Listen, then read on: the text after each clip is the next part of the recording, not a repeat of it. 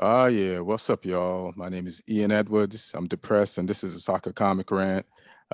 This is after the Euro finals between Italy and England, and we already know who won, but we're going to discuss it anyway. Uh, if you're listening to the podcast, good. You can't see my face and the way it looks right now, but you can listen at allthingscomedy.com, Omni Studio, and iTunes. And where else are we? There are some other places too. But if you go to All Things Comedy, there's other comics there who have their own podcasts, like Bill Burr, Bert Kreischer, Tom Popper, and Tiger Belly, and just a host of other podcasts with a bunch of comics, different topics, and they're a lot of fun. So you can make All Things Comedy your podcast hub if you want to laugh a lot. And sponsor for the podcast is onthevolleyapparel.com. And if you go to onthevolleyapparel.com, they have tanks, tees, hoodies, sweatshirts for men and women. And you can use my promo code Comic Rant and get 20% off at onthevolleyapparel.com. And thank you for our producer, Aaron Brungardt, for putting this episode together the way he does every other episode or all the episodes. And if you want to watch, or if you are watching the podcast on YouTube at Ian Edwards or Ian Soccer Comic Rant Edwards, like and subscribe, and you could see the sadness. We're going to try to keep it upbeat. And the guests are Neil Chakravarty, from San Diego, stand-up comic, and Chelsea fan, and Lee Hudson, stand-up comic from England, and Southampton fan. How y'all feeling? Hungover. Hungover from booze and sadness. It's hilarious. Is drinking better when you're sad or better when you're happy? Oh, definitely happy. Definitely happy. Yeah. Were you trashed before the game, like the supporters that were in the middle of London, or did you drink during, or did you drink after, or all three? I was pretty sensible. I started like an hour prior to the game. Yeah. I was doing some family stuff first, so I kept it set. I wasn't like full day drinking. It was an 8 p.m. kickoff. You got to pace it. Yeah. For those things here. I know some people that were drinking from like lunchtime. But I thought I wanted to remember what happened.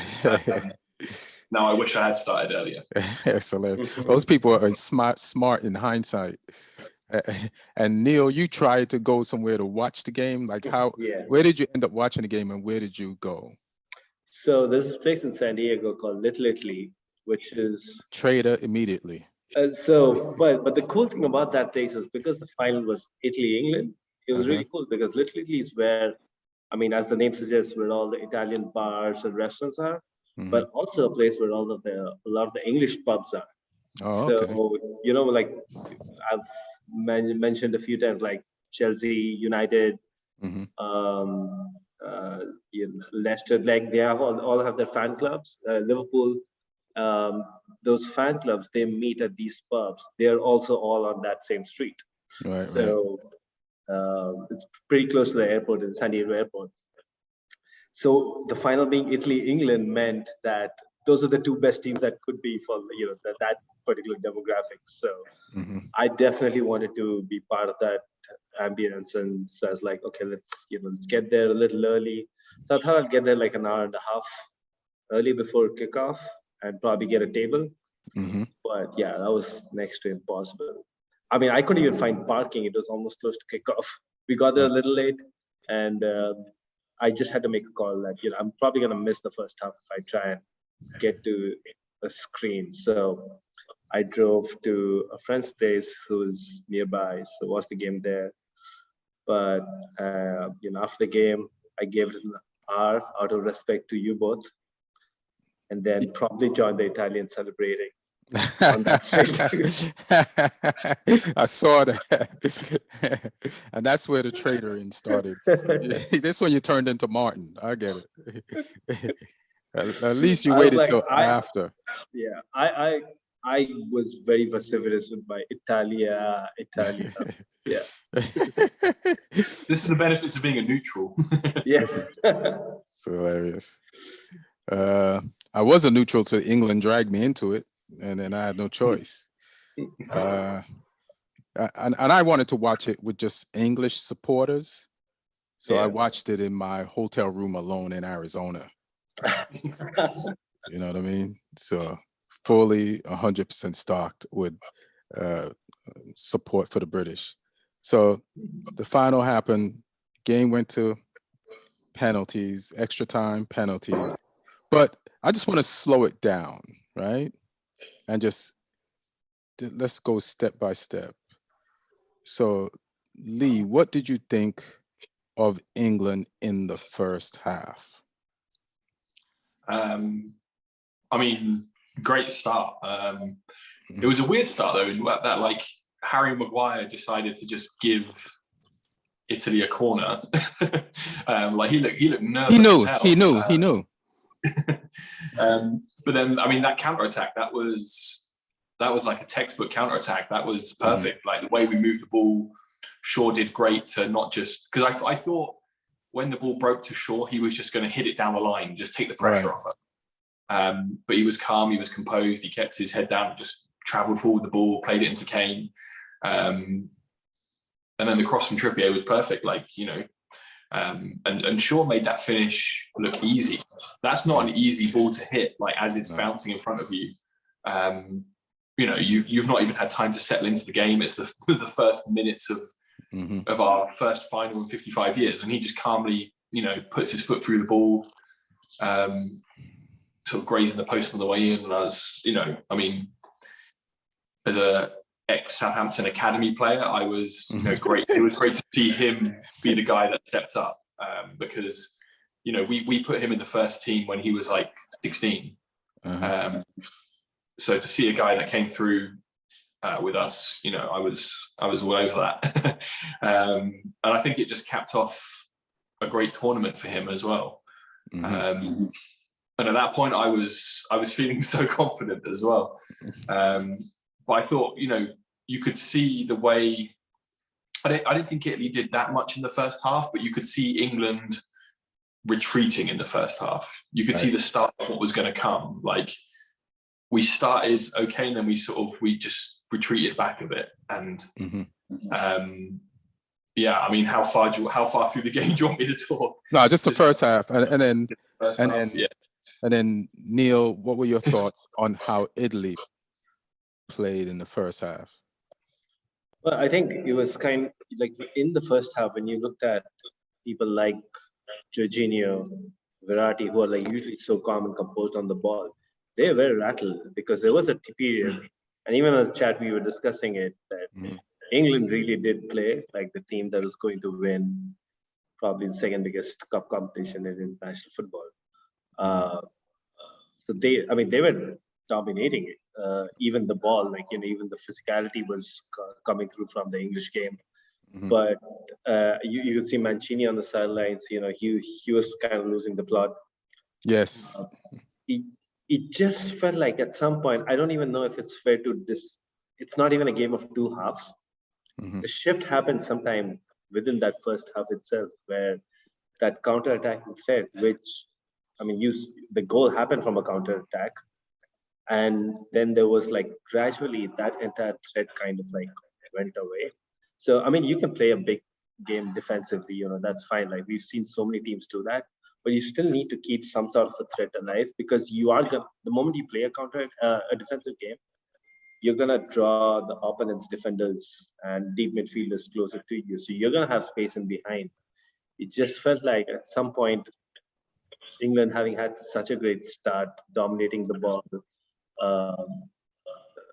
you kind of like gave up on that and just tried to protect that goal without having a plan, without having anything else on their minds. That's not a great recipe for against a team like Italy. One thing I forgot to mention as well was, like, you could see Italy getting frustrated in that first half with like Insigne and even Bonucci were trying pot shots from like 35 yards. Oh yeah. Yeah. You could see at that point they were getting frustrated, but yeah, I mean, half time came at the right time for them. Right. Yeah, so I watched the game over, like, because I was like, all right, let me go through this pain again. And did you call Martin over to like nah, reminisce? not at all. Not after he sent us those dumbass videos of him fake celebrating. I was like, you this is not a good look for you. So the first half, I just felt like, what a shock opening, you know. It's a very shock opening, and the level, it showed me what I believed.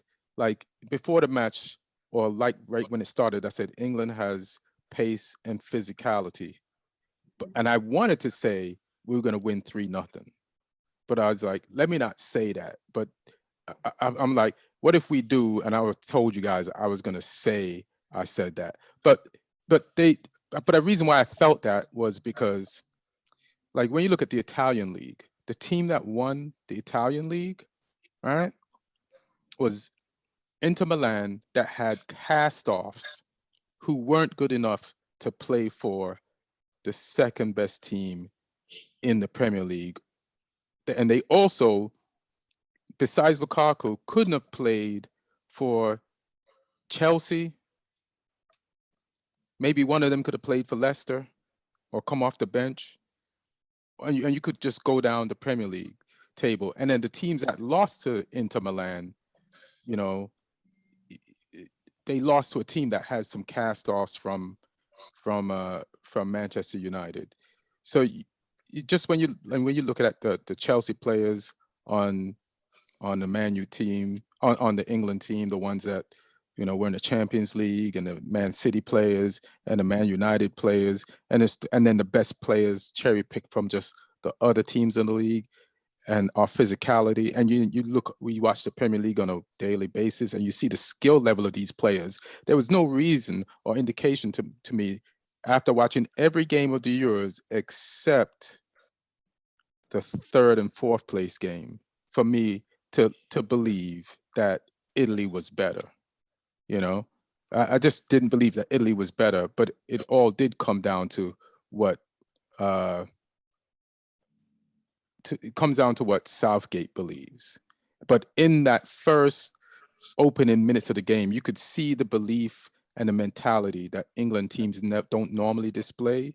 And that's what normally is missing with our skill level, is this mentality to, like, believe in your skill. And then after we scored the goal, I saw people start believing in their skill. And like Lee said, or Neil, or both of you, like, we did start to regress in the second half, in the last part of the second half. But we still had some chances. There was a pass that Mount made to Sterling, and Bonucci or Chiellini cut it out. But if he'd actually, instead of try to pass that ball when he turned, passed it back, if he'd have passed it forward, it would have been Rashford and Donnarumma. It would have been Sterling and Donnarumma, and Sterling could have got 2. Even that way, and that would have really, and it's moments like that would have made it 2, would have made Italy more open, and would have got us the 3. It would have, because they were kind of playing desperate and kind of getting their shit together towards the latter part of the half. But it doesn't mean we didn't, like, scare them a little bit, you know. So you think about the game we could have played and the game we did play, and I think everybody's saying it, like, you just feel like England were the better team, but just not that day. So that's, I'm trying to think if I can remember anything else. Harry Kane did some things when he dropped back. I don't like him dropping back, but he helped us retain the ball in the first half. So I liked him. So I did like him dropping back and, like, holding onto the ball and making moves, like calm ass moves on the ball. And you're like, all right, Harry Kane, all right, you're a baller. And Chiesa showed that he's a threat, and he's just determined, and he plays with the lion-heartedness of the 2 defenders, as if there's some contagiousness. Like, he's like, I ain't here to lose. you know, and he had a battle with Rice, and you see the skill level of Rice. Some of the things I saw Rice do this game, I've watched West Ham games. I've never seen him do some of this shit. I'm like, where is all this? So whoever's gonna buy Rice, there's other things there to unpack. Imagine what could be. Mount, like, I feel like he had a good first half, and for him, it's kind of a comfortable game, and it should have been even more comfortable because he's playing against teammates. Like, there's so many like battles between him and Jorginho. It's like you should be comfortable playing against this guy. And then there's Emerson on the field, so there's some familiarity there. And then just like Lee was saying about I thought that Shaw was going to clear that ball up too, and he didn't.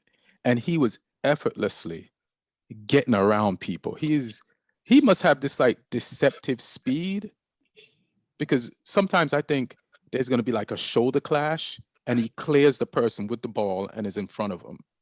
And he just has this smoothness, you know? So it was just an interesting, good first half. I felt good after the first half. So Lee, how did you feel after the goal went in? I just wanted. Confident. Like, I thought, because I mean, this is one of the first England teams I've seen play with belief. Yes. This tournament, even though, like, I've not always agreed with the tactics, the players have looked like they believe in what they're doing. Right. And they've shown a bit more of a like resolve and a bit more sort of grit than they've shown in previous tournaments. Mm-hmm. Like, the Denmark game, it wasn't pretty, but we ground it out. And we never looked like we were going to lose that game. I thought that game was pretty as hell. But no, I know we went 1-0 down, but I was like, I believe in these guys. Normally, if England go 1-0 down in previous tournaments, I'm like, oh fuck, here we go. Right. But I was calm in that Denmark game. I was like, they're going to take care of business. Even when it went to extra time, I was like, they'll find something. Right. And we were dominating that game. We made chances. We were on top. But I thought the same in the first half as this one. I was like, okay, we've gone 1-0 up. We'll push on now. Right. And that's what I think we needed to do, because a team like Italy, you can't take your foot off the gas. Right. But then we're getting into the second half. So we'll go into the second half. So Neil, what did you think of Italy in the second half? And I'm picking on you to describe Italy, since you was down there celebrating with them. I think England actually made Italy's job more simpler, in the sense that by surrendering position the way they did, it kind of like they didn't have to like choose between various options. They only had one way to play, and that was by dominating midfield, allowing Emerson to keep bombing down and getting those. It's just that Insigne and Immobile, I don't think they were having a good game at all. So they kept, instead of actually closing down the percentages and getting closer to goal, they kept taking these shots from outside.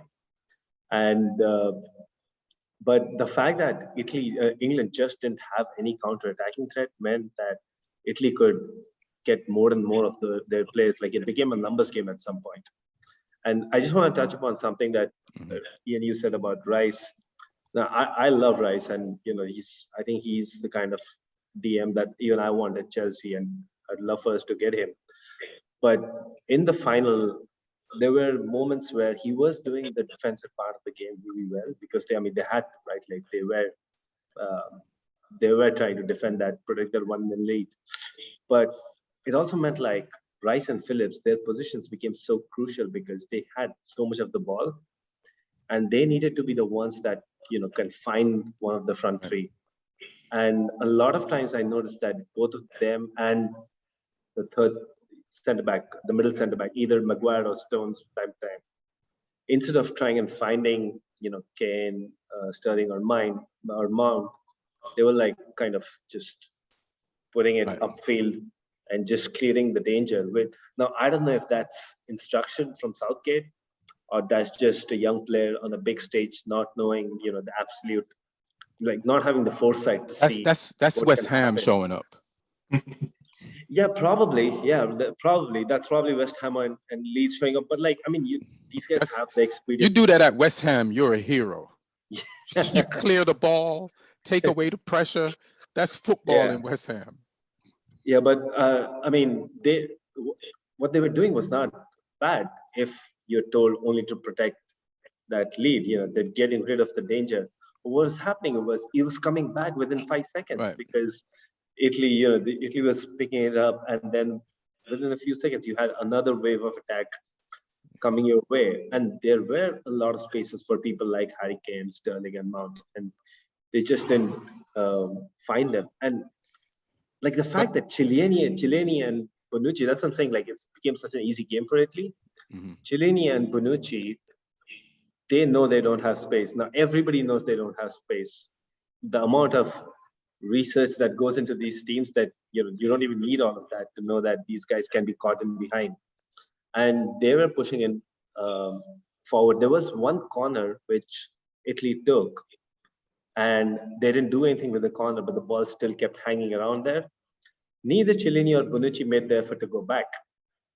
And England had the ball for a little while, but they again kind of like tried to go for a cross-court pass and lost the ball. Moments like that, Emerson's always front. So there were like so many situations where like 3 of the 4 defenders were not. You could have had situations of like 3-on-2 or 3-on-1 if you actually use those. That's something actually. Chelsea played a very defensive Champions League run, but they always had that thread, which is why if you see a lot of these games where we played defensively, but the biggest chances of those games fell to Chelsea because we always had that thread. And that's where England messed up. And then when I talk about Rice, in the story of Rice in one half is different from the story of Rice in another half, because even something that I left out in the first half was when he did beat people, he still didn't always make the right pass, or he'd do it a little bit too much. Like I think he nutmegged somebody, and then there was a chance to get and he had some people on his back, and there was a chance to get the ball to Sterling, but he passed it behind Sterling, and Italy's defense. He tried to make a good pass to a running Sterling, but he messed it up. But in the second half, he was definitely doing what you were saying. But I just want to hear from Lee. So like emotionally, the second half, and what's your feeling of England in the second half? The way we played in the second half, I just had this like impending sense of doom. Because like initially in the second half, Italy, we were letting them come at us, but I was still thinking we were looking fairly solid. But as the half went on, we started to look more and more open when they were coming at us. And it was, I think the best way to describe it is just passive. Sitting in, defending is a legitimate tactic if you're capable of springing effective counterattacks. Right. But we just stopped doing that. I mean, the Shaw goal was our only shot on target the whole game. 120 minutes, one shot on target, and it was in minute 2, which I think says it all really. And like you can go 1-0 up against Croatia and sit off. You can go 1-0 up against Czech Republic and sit off. You can't go 1-0 up against Italy and sit off. We needed to keep a bit more intensity in our game. I mean, Mancini, he rolled the dice. He made a double sub on 55 minutes, which he identified that Immobile was not offering them what he'd offered them in previous games, and he made the big decision. He took him off. The Italian fans didn't want him to start him anyway. They were like, he scored 2 goals in the opening round. He hasn't done anything else. So the people of Italy were calling for him not to start. But he's like, all right, I'll give you 55 minutes. But after that, he's used to calling in subs to rescue the game if Immobile's doing nothing anyway. So there's a pattern that's been established. Yeah, I mean, he's the only forward they've got like that who's like a sort of a big number 9. They've got Belotti, who's a bit more mobile, a little bit smaller. So I can see why he started him against, centre backs like Maguire, but he made those calls early. He did it early. He recognised what wasn't working. He obviously tweaked it a little bit as well. I mean, Southgate, he deserves like a lot of slack because he got so much right in this tournament. But I think he got a lot wrong in the final game. In the final. I mean, you can say the system was justified because of the goal. It was wing back to wing back with the cross. But I think in the second half, when we were penned in, even after, I think we should have gone to. You could see it coming at the end of the first half. In the second half, I think we would have looked more comfortable in a 4-2-3-1 because I think that would have given us more outs when we had the ball. Because in the second half, it was like a back 5. Pretty much, and you win the ball there. We only have 2 centre mids. We don't have a third one. We just looked like we lacked the ability to progress the ball up the field because Mount wasn't playing in his normal number 10 role. It was like a 3-4-3, and he was sort of operating in the sort of inside wide space. And I think 70 minutes was too late to make that change for Saka coming in for him. I think we should have changed system and we should have changed some of the personnel earlier. We should have maybe moved Mount into the proper 10 role and taken a wing back off, either Trippier or Walker, and have one of them as right back and then put a winger on and just give ourselves, because I mean, that Italy midfield 3, when you've got Jorginho and Verratti in there, I know Rice and Phillips did everything they could, but they needed another man in there with them, I think. Because you had Jorginho, Verratti and Barrea, and they took Barrea off and put Cristante in as well. They always had 3 guys in there, and they're 3 guys that are good. I just think we lacked. So you're saying maybe drop Trippier, bring on Henderson. No, and drop then, Trippier. I would have moved Mount in front of them and brought Saka or Grealish on Sancho on the right midfield. Because I just think we needed. But I was gonna say bring on Henderson 4-3-3 and then take off Mount and put somebody else more aggressive, like they did. Yeah, they're sort of 3 similar-ish players then. They're in the midfield. I think we still need that more advanced one, just to give them a problem when we've got the ball. But I mean, I just think it was the wrong changes we made at the wrong times and the wrong system in the second half. For the way we played, because we just sat and we invited pressure. The total possession stats in the end hit 61% Italy, 39% England, and that's fine if you're effectively making chances with your tactics by countering, which 1 shot on target, like I said, the Luke Shaw goal, 1 shot on target the whole game. It's poor. It's just not. I thought that second half it was horrible to watch because it's just like. It's like if you're watching a movie and you know that a certain person is going to die soon, but you're not sure when it's going to be or how it's going to be. Because it's like, you're just waiting for it to happen. You're like, it's like watching a beginning of a horror movie. You see a bunch of teens and one of the teens is a black guy. You're like, he's like, they're going to kill the black guy, like old school. So that's what the goal, you could see it coming. Like, like as obvious as a 90s horror movie. Like it was becoming more and more obvious. Like I say, I thought maybe when Italy started to come into it in the back end of the first half, I thought maybe half time we'll regroup, we'll tweak something, and we didn't. Like I say, passive was the word to describe it. We just went, Italy, have a go. I actually felt like it was the halftime was a great thing for England, because the problem with that England had started happening in the last 10-15 minutes in the first half itself. So if anything, that should have given them the opportunity to, if somebody from the coaching staff be like, hey, this is where we're going wrong, this is what we need to change because once the players are out there and then they're kind of doing the thing, there's not a lot you can coach on the go, but you can actually change the tactics from there. Well, here's a weird thing. So when I said I watched the game again, because when I first watched the game, I emotionally watched it, right? So then, like, even a little piece of pressure feels like this much of pressure when you're rooting, when it's your team under pressure. So in the second half, so at the end of the first half, we just didn't get shots on goal, but we created like the chances for shots on goal. But you could see where our attack still existed. And once I watched the end of the first half, I was like, oh, Italy they came back and they had some ball retention and they were passing it around and they had some like half chances. Like when you look at some of those shots that Italy took, they weren't that great shots, but they count as shots. You just guys talked about all these long distance shots. Those things count as shots.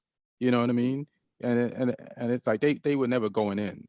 So and stuff is weird. So then when the second half started, so when I was watching the game live, I felt we should have made a substitution at halftime just to stave off any sustained attack that Italy was going to definitely throw at us because they were down a goal. I could see the look on Mancini's face. He didn't even look like this professional sage guy when by the halftime. He was freaking the fuck out. And that was great to see. So then the second half started and I watched it again without like worrying about us losing. And even though Italy had a lot of the ball, it wasn't that bad. And here's the funny thing. So Italy scored in the 66th minute. Like if you're in the Premier League and Chelsea scores on Burnley and they're up 1, even Burnley's going to put Chelsea under pressure for a period of time. You know what I mean? Like it's just the emotion of like going down 1 and knowing you're down 1 and trying to get that 1 back. So even if we change some stuff for the opening part of the game in the second half, Italy was definitely going to emotionally use that energy to like put us under some type of pressure, even if we changed our formation. And then, so then things are weird because then they score and then we put on Saka right after the 66th minute. And then we get some semblance of control. So I don't know if that's because Italy's just falling back because they already scored or because Saka changed the game and we should have put him on earlier before they scored to ease the pressure on us. So it's just kind of a weird thing. Like I can kind of see why Southgate was talking about he was trying to keep the shape. That's why he didn't make the changes earlier. And he said that even though Italy had the ball, that we still kept all of the spaces that they wanted to exploit shut down. And when you think about the goal that Italy scored, it was on a corner. And it is weird because Harry Kane was on one end of the goalpost and the ball got saved and it hit the post. And then was it Chiellini or Bonucci? They look like twins. So I can't even remember which one is which. But he just got to that ball 1 second before Harry Kane had blocked it. And that was the goal. It was a scrappy, ugly goal. And that's what determines things, like the margins of this thing, you know? So after seeing the second half the second time, my point is, I don't think it was that bad.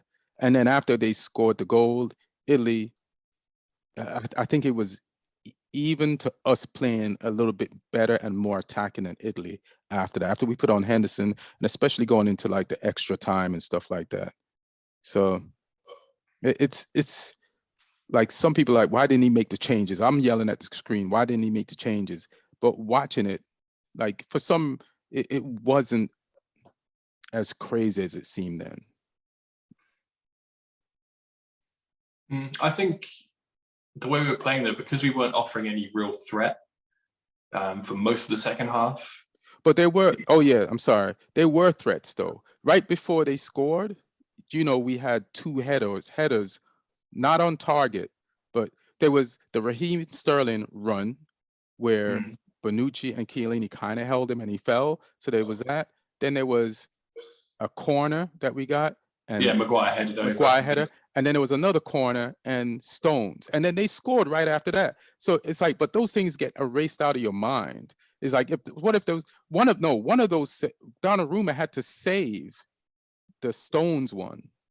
He pushed it over the bar, and then we got another corner after that. So it's like when I'm watching it, I don't even realize those things. But when I watch it over, I'm like, oh, we were in their box, and there were some attempts. But for some reason, I guess the point is that you could have done. I mean, when the way England played, instead of making it an even contest in terms of how often each team. And Neil, I'm not disagreeing with you. I'm just describing what happened. And I get that. Are we thinking, like, are we looking at it like clearer than, with more clarity than it seemed at the time? No, I think, in fact, even if you look at it on the flip side, right, like Italy's goal wasn't a beautiful open play goal either. So for all the position that they did have, nothing much came off it until they got one scrappy goal off a corner, right? Mm-hmm. But I'm just saying England had the players who could have made that difference. And it's not like playing, you can play a defensive game, but it's not like playing a counter-attacking game is alien to any of these players either. Harry Kane probably has just finished the best season of his career statistically, and he played in a counter-attacking team all season. How did that go for them? 7th? Yeah, but I mean, Harry Kane got a lot of goals and assists. He could have played similarly. His strengths on that style of play could have been used. Mason Mount played in a counter-attacking team the entire season, had a good season. So there are players who suit playing a counter-attacking game. His strengths could have been used a lot better. Listen, you're preaching to the choir. Even before the game, I said England can win this. We got pace and the physicality, which is basically, and which is basically what I meant. Like, we could, exactly what you're saying. It's just in just watching the game over. And you actually saw that, like, the thing I'm telling about the Italian defenders not having the pace. Mm-hmm. When Saka came on, they tested Chiellini once, and Saka. Was it Bonucci or Chiellini? Like, he had to pretty much drag Saka off, and that was because he didn't have the pace to drag this guy. Right. So they just needed to they would have had a few more clear-cut chances, and the goal was there to be had, and you could have actually made this a much more comfortable situation in terms of the scoreline. If you play a game like the way England played, it's kind of as Lee said, you can do that maybe against Croatia and get lucky, do that against Czech Republic, but if you do that against a team like Italy, at some point something's gonna break. The fact that they had so many the ball in the opposition half so often kept getting those corners, and then something came out of it, right? Yeah, they did force a couple of Pickford had to make a couple of really good saves as well. Yeah. But he should have to. Yeah, but I mean, we were offering up chances still. That was the thing.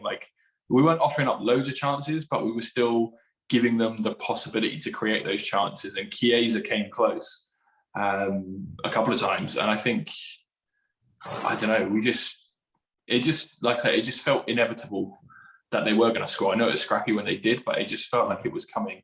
No, and conversely, I thought the last 10 minutes of the game, when Saka started getting at people, and even the extra time, we actually looked a bit better there. Yeah, but a bit better. I still think we could have been more effective with 3v3 in the midfield. But that's just my personal preference. Yeah, I'm not against nothing you guys are saying. I just said I understand more from watching it over why Southgate took so long to make the changes and made them when he did. That it just gave me a little bit more understanding, the way he saw the game. Listen, I told you at the beginning of this, I thought we could have won this game 3-0 because of what we possess, and I still believe that. We definitely played it wrong. You know, it's just that I just had more, like, listen to his interview, and then seeing the game over, like, without like the panic, like, oh, okay, yeah, I see it. And then extra time, we definitely were the stronger team. Like, we were a stronger team in the first overtime, and even more of the stronger team in the second overtime. So it makes me wonder about those stats. Like, like the time of possession stats, does it stop? Do they stop adding it up in the extra No, time? that's the full game. That's the full game. Yeah, that's how much we gave them in the second half. Yeah, and the end of the first half. right. Yeah. So penalty shootout. You all know the big debate, right? But so, what do you think of the order of the penalties and how it went down? And you know, the big discussion is, should he have let the 19-year-old take that penalty? Is Saka 19? Yeah, he is. Yeah. Yeah. I think it's a strange way to do it, to have the youngest players at the back end of the order, and also players. I mean, Saka had obviously been on for a longer, but Rashford and Sancho, just the amount of time they were on the field was. It must be weird when you're thrown into a game. I mean, Rashford made one tackle at right back, I think, because he came on for Walker, and I'm not sure Sancho even touched the ball. To then have to step up in a final, I mean, against a real presence of a goalkeeper as well, when you've barely touched the ball, must be like, it's a strange situation to be in. And even Saka as well, like, I know Southgate's taken responsibility for the order, and that's, you know, he's obviously seen what they've been doing in training and stuff. But Right. I think no matter how confident someone looks in training, burying penalties against the English keepers, to put that on the shoulders of a 19-year-old who doesn't take penalties for his club. On the crucial so kick. this is Arteta's fault then. Kick number 5 in. I don't think final. Arsenal gets penalties. They only got one penalty that I remember against us, and it was Pogba's fault, and everybody gave him shit for it. Yeah, but I just think it was a lot to put on the shoulders of a 19-year-old in a final. Like I say, I just, there were other players I would have put ahead of him, and it's for me, it's not Saka's fault at all. Yeah. You know, he was brave enough to step up. I have full respect for anyone that steps up. But his penalty and Sancho's penalties were not good penalties. I think Rashford was unlucky because, you know, he outsmarted Donnarumma. He waited for him to move. He knew which way he was going to go. He sent it the wrong way, and a couple of inches, and that's posting in. And it's a great penalty if that happens. So the Rashford one I can sort of get, and maybe with a bit more time on the field, he might have been a bit more settled. But in my opinion, you need senior players. That you need people with a bit more confidence about them in those situations. Like, I just don't think Saka was the right choice for number 5. And like I say, that's Southgate's choice. That's not Saka's choice. Grealish has come out and said that he wanted a penalty. I think someone with his level of confidence and that little bit of swagger would have been a great choice for that kick. Or someone like Sterling, although I know Sterling's missed a few for City, I think. Yes, he has. Yeah. But Sterling has had like an unreal level of belief in himself this tournament. But I mean, so has Saka. So, I mean, it's not a terrible decision. I just thought it was a slightly strange one. When they were in that group before the shootout, if you were to ask me to pick the 5 players that were going to take a penalty, of the 5 that took them, I would probably say Kane and Rashford. Maguire surprised me with his one. Yeah, he did. I mean, I think he took one in the Nations League shootout, didn't he, as well, though, against Switzerland. But, I mean, that penalty from Maguire was as good a penalty as you'll see. That was up, for me, that's joint best penalty of the tournament with Pogba. in the Switzerland game. Like, they're my two favorite penalties, I think. But yeah, I mean, I wouldn't have picked Sancho and I wouldn't have picked Saka if you asked me to name the five. I think I would have had Grealish and Sterling in there, but you know, like I say, I'm sure there's a lot of reasoning that went into his decisions. And it's penalties. It's a lottery to an extent. And Donnarumma, credit to him. I mean, I even said in our chat, didn't I? Like, if this goes to penalties, I think the fact that he's such a presence will make a difference. Right. He's out of all the keepers in the world, he's one of the last ones, in my opinion, that you want to step up against in a shootout, because he's such a dominating presence in that goal. He's a huge guy. And I think people were just lost looking at him with where they're going to put it. And the ones that he saved, they weren't struck well either. You look at Maguire and Kane's, and it's like they've struck as well. And I feel for Pickford as well, because he's pulled off. If you pull off 2 saves in a shootout in a final, you kind of expect to win. One of them against I think that's Jorginho. the first. Yeah, Jorginho's a machine on penalties. And so let me just jump in.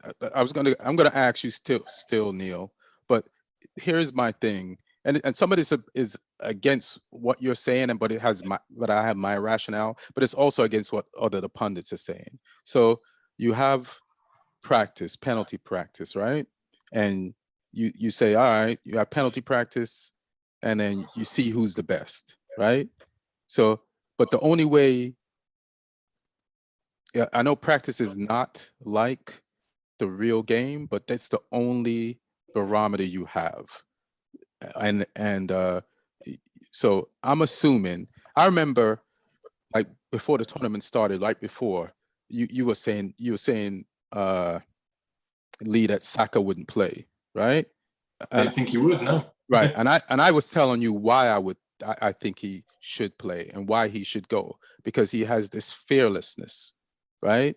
And when he did play, he showed that fearlessness, and all those games were like pressure situations, you know what I mean? So he's built up this credit of fearlessness, right? And then if you're taking penalties in practice and you see this kid exhibiting this fearlessness with practice in penalties, then you're not going to stop believing in him all of a sudden.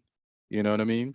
And I know he missed, and then everybody starts saying this thing, I wouldn't have put this pressure on a player who you've already put pressure on, and he's already delivered. And it's not like you're putting this game on his shoulders to lose. You're putting it on him to continue doing what he's doing. Like, there's nothing that it's like, why would you put your Jack Grealish missed his last penalty a year and a half ago, right? So that means he hasn't taken any. So, and Sterling missed his last 3. And then you've all been, those things. And if you do make Grealish and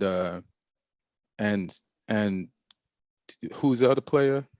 Grealish and Sterling take penalties and they miss them, then they're going to use those stats against you, the pundits will, and say, why did you let those people take them? So you're kind of like, damned if you do, damned if you don't. You're using your best players statistically. Now, the other thing about, like, and I don't know if you said this but I did hear like pundits say it, and it's like, well, those players didn't get to warm up in the game. I remember the penalty shootout in the Europa League, like Solskjaer brought on players like last minute players. They barely got a touch of the ball, right? And all of them scored their penalties. You know what I mean? All of them scored. Only person who missed their penalty was David De Gea, a player, a goalkeeper who's not supposed to score a penalty. So, like, what Southgate did has worked. But I think the difference is like. But let me just, and I think there's one more point. I just don't want to forget it. And you waited the last minute because you see that Rashford had to make a tackle as a right back. That's why he waited for the last minute for those players to get in the ball. And penalty is like a specialized thing. You're either good at it or you're not. You're not going to let ask Rashford to come in the game and play left back for an extended period of time against an Italian team that is really attacking. So listen, if those players had scored, just one of them had scored, and we'd won. Nobody was saying anything. And the only other point I got to make is Italy won that penalty shootout 3-2, right? They scored one more penalty, and all the players that were on the field for them, 2 of them got their penalty saved too. And nobody's saying it's just somebody had to win, somebody had to lose, and we don't always have to be like this person shouldn't have taken it because of that. Like I think it's more like he should have taken it because of that, and those guys didn't miss those. The only person who missed the penalty was Rashford. The other penalties were saved. Donnarumma, if I'm saying his name right, is a good ass goalkeeper. And sometimes I see bad penalties go in and they look good because the keepers dive the wrong way. And I'm like, why did he do that? That's a bad execution by a keeper. But this guy did his homework and dived the right way. So that's and then Neil, you can go. I think, and Lee can come back if you want. What I was going to say is that, you know, what you said about the whole Rashford-Sancho substitution, it wasn't just the fact that they didn't have any time to warm up. It was almost like Southgate was treating these guys as specialist penalty kick takers. These guys are actually good players, could have helped you even in the game. So Sterling was around for like what, 120 minutes. I thought at that point, the only reason Sterling, you could see at one point his legs were gone. I thought at one point the only reason why he's staying on that long is because you're going to use him in the penalty shootout. Yeah. Can I just say? Yeah. Like there was a point. I thought Sterling was done too. I watched the game back, and right at the end of the game, he went around Chiellini. Right at the end of the game in the extra time, he went around Chiellini, and Chiellini just somehow recovered. And because Chiellini was gone too. I mean, you can do that. My point is that if you needed Rashford and Sancho, I don't think you can just dismiss that. I understand that, but my point is that you're not Czech Republic, you're not Denmark that only somehow has a decent first level. You have 6 substitutions in the second half. You know, you should have a plan for the penalties. It almost felt like Southgate was completely not considering the possibility of penalties. That was the plan for the penalties. In the last 5 minutes, dial it up to 100. Like, okay, now I have to do everything for the penalties.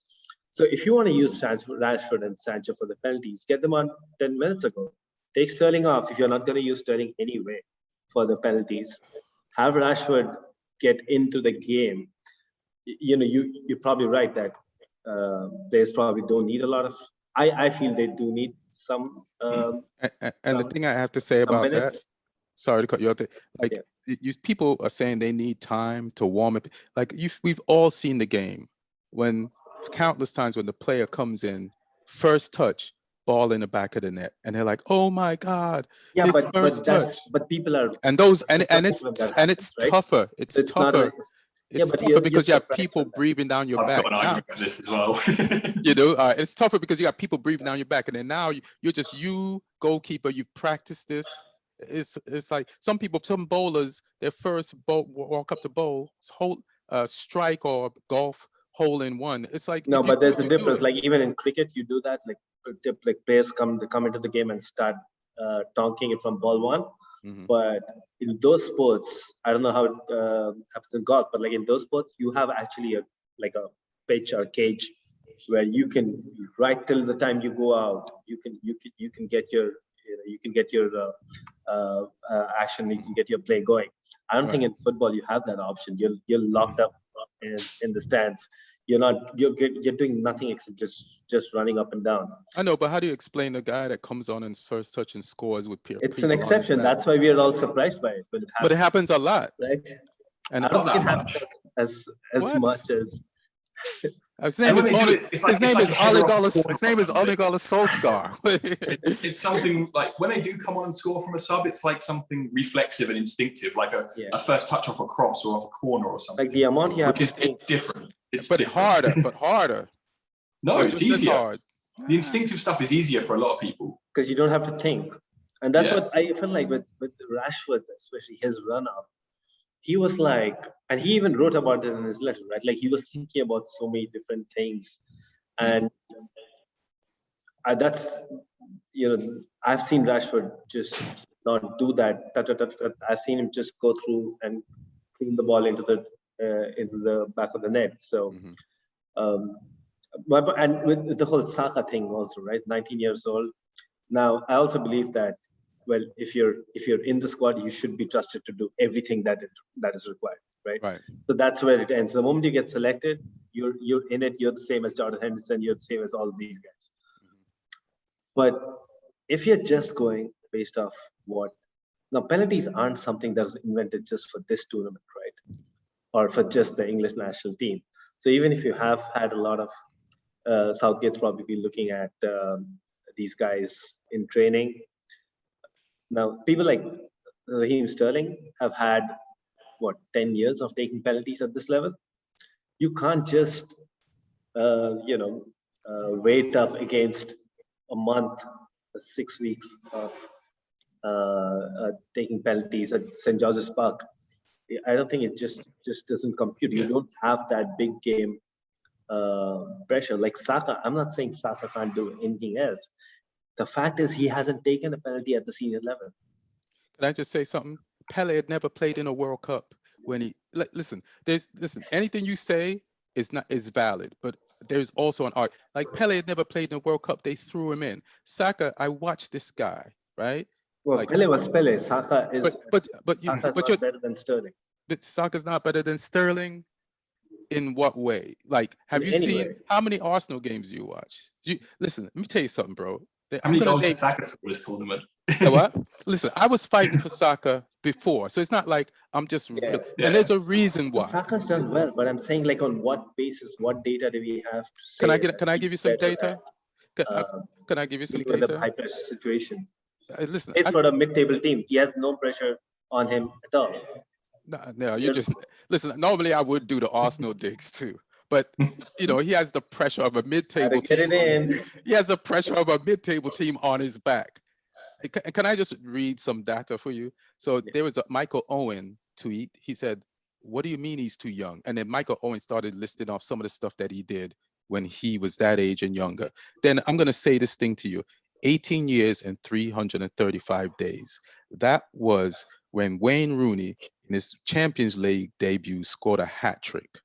But you're talking about Wayne Rooney and Champions League. But I'm telling you, I'm telling you, bro. I'm telling you, this Saka, like, I feel like you're gonna see in his future, barring injuries, what he's gonna be. And you're gonna see why. He's a good player. I'm not saying any of that. But he's more than a good player, bro. You had that's fine. He can go on to be, the player of the year, player of the season and stuff. I'm saying at this point in time, you had the option. If you didn't have if he was like the 8th guy taking the penalty, I wouldn't have said it. But so can I just say something too? So I feel like there's a penalty. So and I'm just learning this from watching the Europa League final. It taught me a lot about penalties. So you have your it's like a relay. You have the first leg of the relay, the first person, you got to start it off good. And the second person has to be either the strongest person or as good as the first person. And I think that's the order of their penalties. Sterling was going to take a penalty if it went, he was listed 8th. But let me, but just listen, but listen, but he was listed 8th for a reason, because they done it in practice. Listen, Southgate ain't crazy. He's seen them practice, and he also knows that penalties can go beyond the first 5, as it did in the Europa League. And in the Europa League, like, all the players on the field took penalties and all of them scored. It was just the goalkeeper. So I think you get your best ones up front. So you get your best ones up front. The guy was better than Sterling at penalties. He just is. I will never believe that he's a better penalty kicker. But what else do you have to go for? Sterling would take the winning penalty against my club at club level at Wembley at the very same yeah. Absolute but top pins. But Saka could be Saka could be better than him, bro. He could be. We'll see when that happens. Like, he isn't somebody that I would. So let me. This is what you're telling me. That in practice,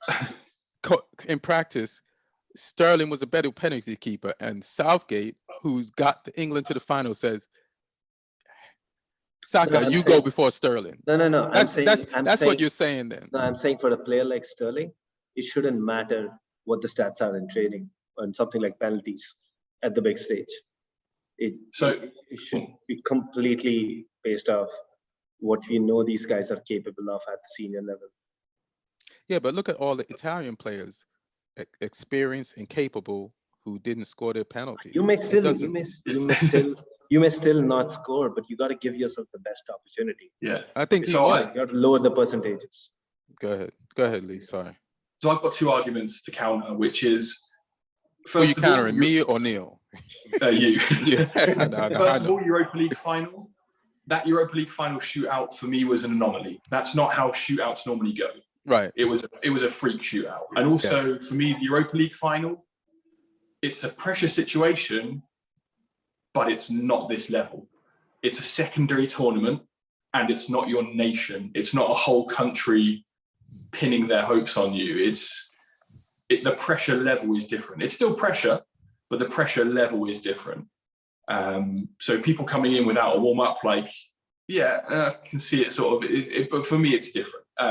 Also, the Saka thing, the fearlessness, I don't disagree with that, but he's fearless in a game. He's fearless turning and running at people. He's fearless in a different way. Which is huge, because we've seen a lot of English players that did stuff at club level not be able to handle it to a degree, but like I say, he's fearless in moving parts, game situations. This is a whole different thing. This is a real specialist thing that he has never done under pressure, ever. Never under pressure, ever in his life. Lee, why do you think he picked him? I don't know. He must have done it somewhere. But is Southgate crazy? It's St. George's Park. There's nothing. I know people who never played professionally, who can bang penalties for fun in training, and I wouldn't want them taking one. Right, but this guy plays professionally. But I just think, and he's played. Go ahead. I think his fearlessness is a different type of fearlessness to that. I wouldn't. It's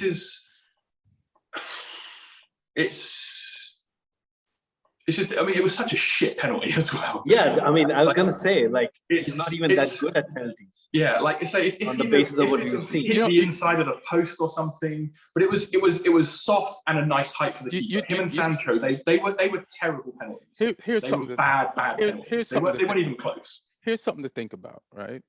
So Saka's fifth, right? He knows this. Everybody knows the order they're gonna go, before they start.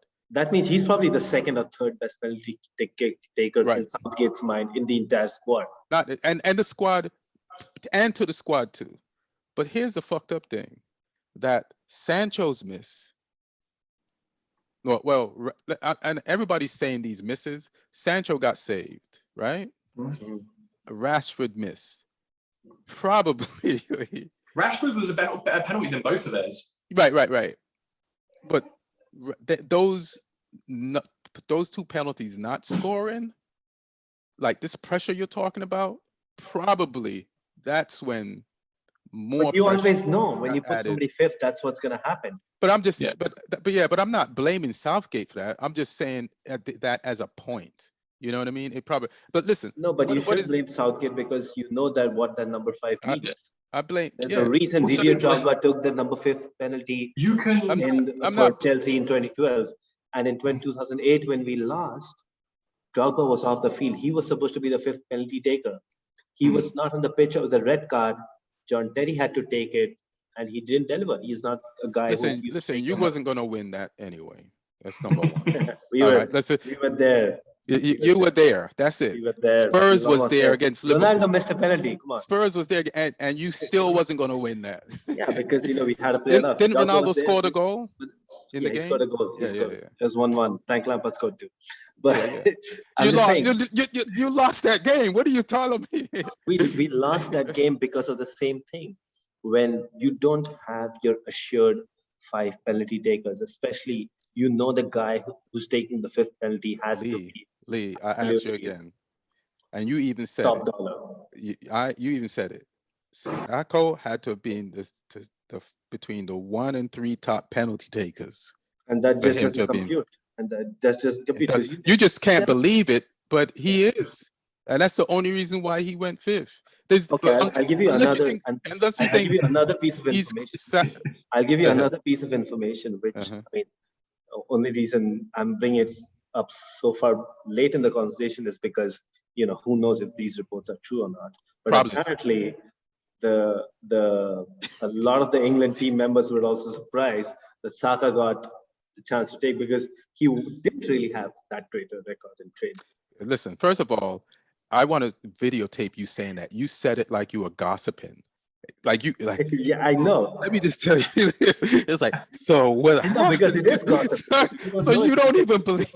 I wasn't even gonna say it, but No, because for me it doesn't even matter if it gets. For me, what matters is like the guy has never taken a senior penalty in his life. Forget at this level, he's not taking it at any level. So they need to release the video from the training sessions of the penalties so that we can see what they saw. Because, like I say, there's no evidence of him taking a pressure penalty in his career yet, and the penalty he did take under pressure was fucking terrible. Like, now next time we have the guy, but it was a bad. It was an objectively bad penalty. Like he didn't do anything smart enough to send the keeper the wrong way. He didn't strike it properly. It was a great height for the keeper. That's like bang, bang, bang in the ticking boxes of a bad penalty. Like I said, the Rashford one, at least he was smart enough to send the keeper the wrong way. The execution was slightly off. The execution was way off on Sancho and Saka's. And I think you need to, like, Southgate can have, apparently he had this list before the game. And that's cool because that's prep. But when it gets to this stage, you have to feel it out. You have to go and speak to people. And that is stupid too. I'll tell after the game. You have to go and speak to people. You have to see what people's mindsets are like. You have to also you have to look at what you're talking about. We're talking about with Saka's record, like at senior level. Now he took people out during the game. Declan Rice, regular penalty taker for West Ham. You have 2 6s there. You want to get Jordan Henderson in. You know this game is tied. It could go to penalties. You take Phillips off. Even theoretically, it makes more sense because Phillips, even though he's a 6, he moves box to box. Henderson does the same thing. Declan Rice holds. So even if you want it even for the game makes more sense to take Phillips off for Henderson than Declan Rice. And Declan Rice is West Ham's assigned penalty kick taker. So you got rid of somebody who should have been in that 5. Yeah, but you got rid of him. You also kept Sterling without having any plans to use him in penalty kicks. You got rid of Mason Mount. Can I just address that point? Can I just address it? The Declan Rice thing is a completely different thing. The guy's tired. He can't stay on the field. He's going to become a liability, and then they could score. And then there is no penalties to even talk about. Like this is Mancini took off his front 3, literally penalty takers, the goal scorers. No, but he replaced it with the other front 3s too. Right. So it's like but you can't. The guy, Declan Rice was done, bro. You can't leave a dead man walking on the field. How do we know that? I saw it. Listen, he was. You didn't see Declan Rice. But I mean, I saw Phillips too making the same mistakes. Like I don't think. Phillips had a second burst of energy during that second half. He rescued a bunch of balls. He was not done, but Declan. He gave a lot in the first, and then he was tired when they took him off. Like I was actually asking for that sub, and then when I watched the game, I was like, that wasn't a mistake. And then he also took off Mason Mount. Now I can understand taking a Mason Mount. Mount should have been gone. Yeah, but he took him off. But now you're contradicting yourself. No, but that's the point. He took him off with 20 minutes to go, and Mason Mount takes penalties in shootouts and. When Jorginho's not on the pitch for Chelsea too. And he took him off for Grealish, did not use Grealish. So I'm saying when you're at that moment, the game is tied late in the second half, you have to be thinking about all these things. You can't just make decisions in a vacuum. I don't think these are all good plays that you're talking about. Yeah, but I don't think when taking off Mount, right? like, and they replace him with Grealish, it changed the game for us. I No, think you're I trying know. to. No, Can completely. I let get me it. I get just that. But let me just finish. I'm saying I think it's at not that just point one. you're trying to make it not go to penalties, because the way England played when Grealish and Saka No, came but you on have to think about it. was This to is you're make it not not. playing. You're not playing. Yeah, You're he not. did think First of about all, it. That's why he brought on Rashford and Sancho, but but it that's didn't what I'm saying. work. Like it looked like for 118 minutes, this dude had no clue this game could go to penalties. And then on the Nah, 119th minute, he was like, "Oh nah, wait, we have penalties." Somebody just told him it's here. that so nah. Sometimes, Neil, sometimes you It's have just- data, and then sometimes you just want to like go in on something, and this no, is the but this time you this is just the want to go but, in but on that's what something. I'm saying. See if this is just one instance, Mhm. this whole penalties thing. I don't think there has ever been an occasion where there was a need to discuss penalties that much. But you look at the entire game, the choices that were made within the 120 minutes, the choices that were made during the penalties, the sequence of it. This is just a horribly mismanaged. And I give props to Southgate for getting England where no other manager has ever gotten them twice back to back now. But you have to call him out on what he did, both during the 120 minutes and whatever he did with the penalty shootout. Listen, and I've been defending Southgate throughout, just trying to understand his point of view throughout this entire match, but also just throughout the tournament, he got us last World Cup to the semifinals, and this World Cup to the finals. But even getting us to the finals this time, there are mistakes he made that he didn't have to pay for that still got us to the finals. Like, I'm not a fool, and there's this. When it comes to the Me Too movement, they say believe all women, and when it comes to Solskjaer as a tournament went on, people would say you can't question him because they got the result. So it's almost like now you just have free range and just do whatever you want, because whatever you do or say is the truth. But there are things in this game. If I was a coach, I would have done different and all that stuff. And I would agree with both of you on a lot of things. It's just he's too conservative. But here's the thing. So I saw a press conference yesterday with Solskjaer. It was like a half-hour joint, and I mean, Southgate. Southgate, yeah, Yeah. thanks. And so one journalist asked him one good question the whole time he was there. He's like, "Why are you risking Corona for these dumb questions?" But you know, so the journalist is like, "So in the World Cup and in the Euros, you kind of adapt the team to face the teams you are facing." He says, will in the upcoming iteration of the team, like in the World Cup coming up in Qatar, will you be the type, will you develop into the type of team that has an imprint and teams have to adapt to you? And will you be more attacking? And Southgate said that is the plan. So listen, like I said, I'm not going to bash Southgate, but the thing is, he's a brand new coach, literally. The thing before this was Middlesbrough and under 21. But you it's and it's a problem. People, I have no problem watching Southgate grow into a good coach. You know what I mean? Especially when there's been positive results. So there's things he didn't do, and there's things he's gonna learn to do from this. So, and then he's up against Mancini, who's won in England, knows kind of our system and our players because of experience. He's won in Italy. He's more of a worldly guy. You know what I mean? And he's just he's probably like he doubled the years of football than almost not quite, but it's for us. I didn't expect at the beginning of this tournament. Remember, I said this tournament is just the lead up for us winning the World Cup. I don't know if you guys remember me saying that a bunch of times, right? So it's just what happened was supposed to happen. It was uh, it was just crazy that we got to the final. It's just crazy, and with a coach that had to get this experience now to win the final, and for this young ass team to win this game against those more experienced players and a more experienced coach. is a crazy ask. But the trust that Southgate is going to have for his team, because we grew in the tournament, and he doesn't have to start from the letter A next tournament. He could just start from the middle of the alphabet and complete it. So, I mean, that's where I'm at with that. Another question.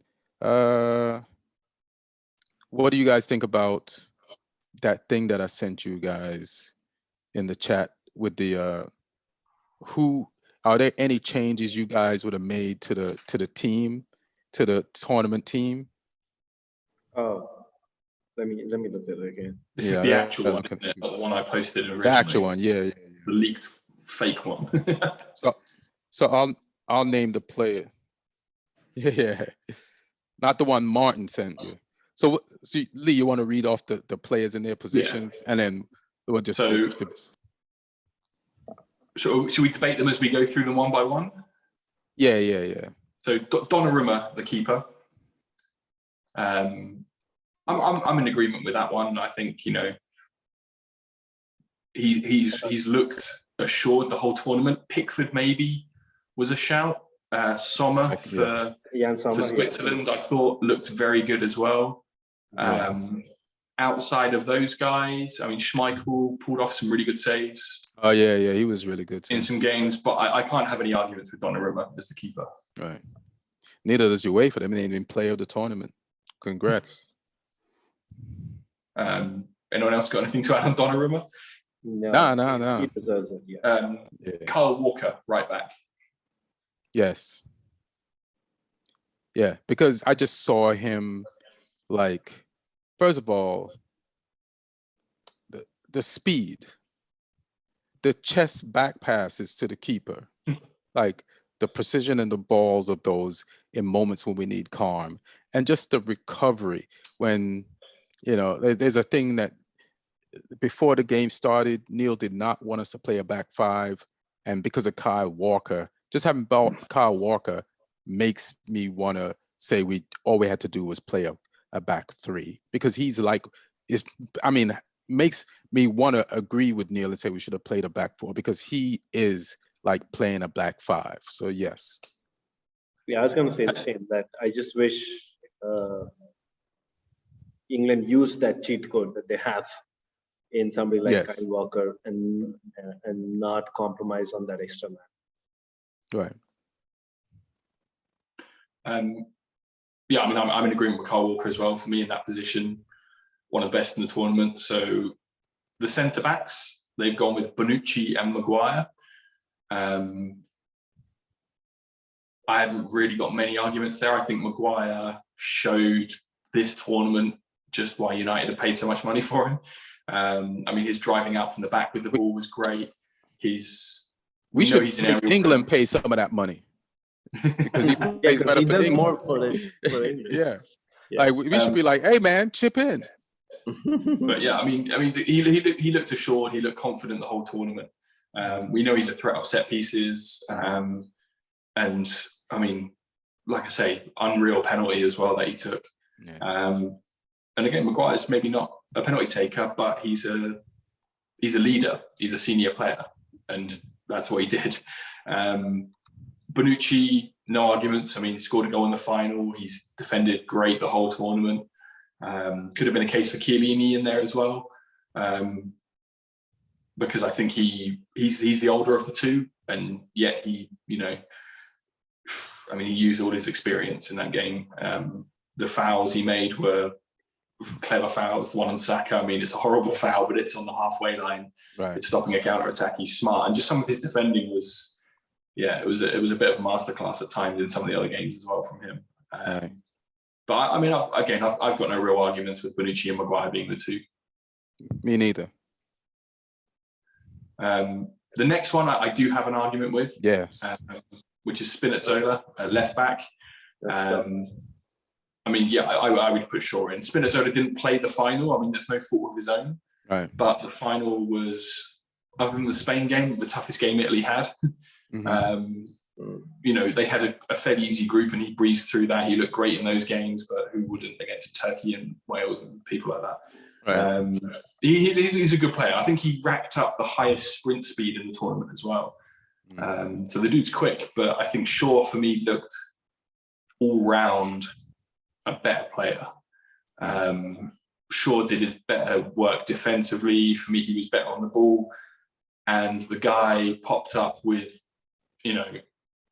a great finish in a final, which is a huge moment in the tournament. And it wasn't like he did nothing up to that. He's laid on assists as well in big games, and just been consistent the whole time. Spinazzola looks, a great player. And I think this was a breakout tournament for him, even though he's 28. But Luke Shaw, rather, I love the whole redemption arc of Luke Shaw's sort of last few years as well, because he was like the teenage prodigy at Southampton, big money move, injury. When you say big money, how much did we get him for? It was a lot. It was for what it was. It was like 30, 40 million, I think, maybe.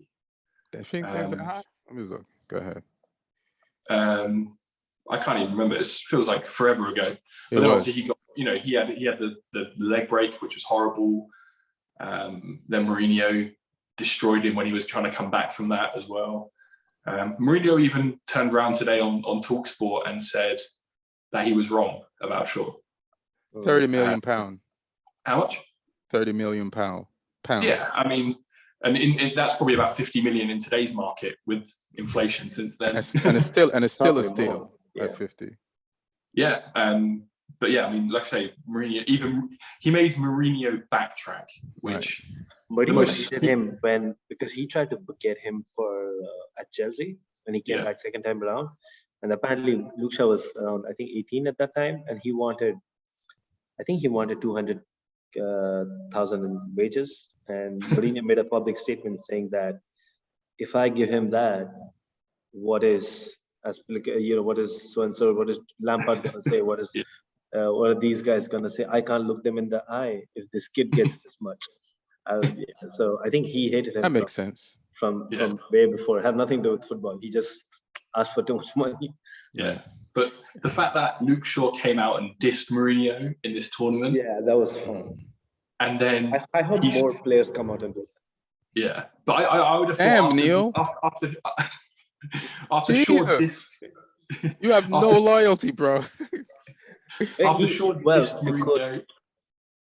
to quote Jose Mourinho himself, when you join a rival, all love stories are over. He said that about Frank Lampard joining Man City on loan. So, what rival did he join? Spurs? Lampard joined.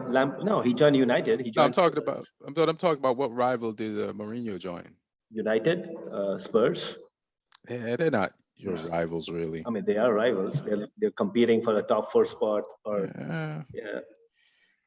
But yeah, I would have thought after Luke Shaw dissed Mourinho mid-tournament, I thought Mourinho would have doubled down. He's the most stubborn man in football.